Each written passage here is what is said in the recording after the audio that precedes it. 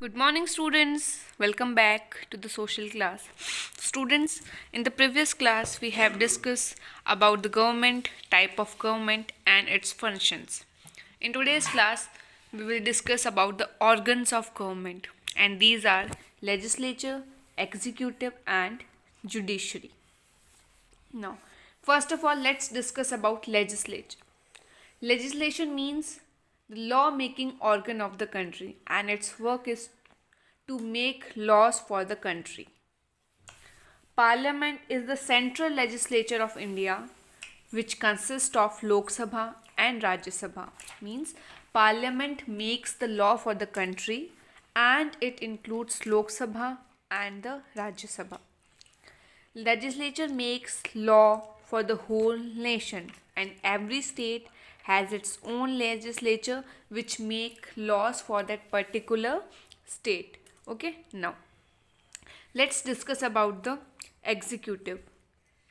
This organ sees that laws made by the legislature are enforced, and people who violate the laws are punished. Means the work of executive is to implement the laws which are made by the legislature. Okay, and its work is to punish the person who don't follow the laws which are made by the legislature. Okay, now let's talk about the India Central Executive. India's central executive is headed by the president of our country through the real work, and the real work is done by the prime minister with the help of council of ministers. Okay, now like the central level, at state level also there is executive. It is headed by the governor, and exactly like the center, it is run by the chief minister.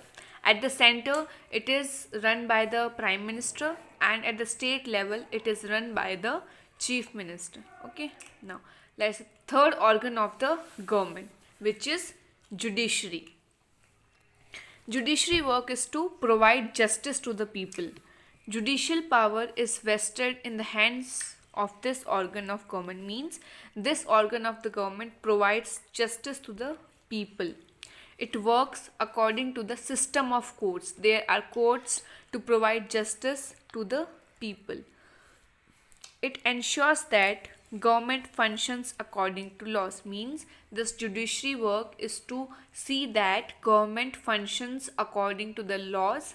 It settles disputes and safeguard people against unjust rules. Means it protect the people, minority people, against the unjust rule. Okay, now third, its next point is Indian judiciary consists of Supreme Court, High Court, and various lower courts. Okay, means it consists of the Supreme Court, High Court, and different types of lower courts at different types of level. So there are three organs of the government. The first one is legislature, whose work is to make laws for the country. Second one is executive, who implement that laws which are made by the legislature, and the third one is judiciary, whose work is to provide justice to the people. Okay, now let's discuss about the types of government. There are three types of government: monarchy, democracy, and dictatorship. Let's discuss about these types of government in detail. The first one is monarchy. In this form of government, means in this monarchy form of government, entire country, means the entire country is ruled by a monarch. Now who is this monarch? This monarch can be a king also, and can be a queen also, and this king or queen makes decisions and runs the whole country. Now this monarchy can include a small group of people for their help in the decision making, but remember students, the final decision are taken by the king or queen only. Okay, means in the monarchy system, there's the head is king or queen, and the final decision is taken by them only, and they makes decisions and run the whole country.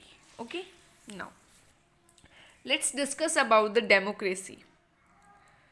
In the democracy, people choose their representative through elections who then form the government. Means the common people, we choose our representative through elections, and after that they form the government. And these representatives are elected for a fixed period of time. Means this fixed period of time means for 5 years. The real power thus lies in the hands of people. Means it says that the real power lies in the hands of people who elect their representatives as their leaders. Means they elect their leaders, and these leaders form the government. Okay. Now, unlike in monarchy, where the king does not have to explain its actions and decisions, in a democratic government, the government has to explain its actions and justify its decisions to the people. Means, in the monarchy system, the king has no right, or king has nothing related to the actions and decisions which he or she was taken. But in the democratic form of government, the government has to explain that why he take that decision and justify its decision to the people. If people are unhappy with the government, they can cast them out in the next elections. Means they can choose their other representative in the next elections. Now, let's talk about the dictatorship. In the dictatorship, all the powers lies in the hands of one person who rules the country, and such power is obtained by the force only. In that means that the entire country was ruled by the one person, and that one person obtained power by force. The people have no say in the matters of the government. People have no right in the matters of government.